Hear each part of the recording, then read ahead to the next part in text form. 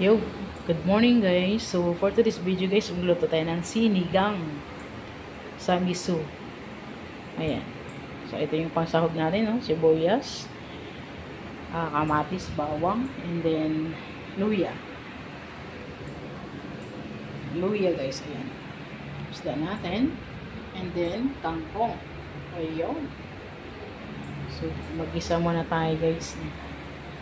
Ayan.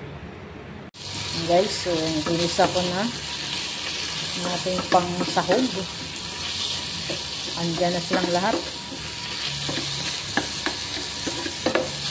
So ito brown muna natin lahat yan bago natin ilagay ang isda.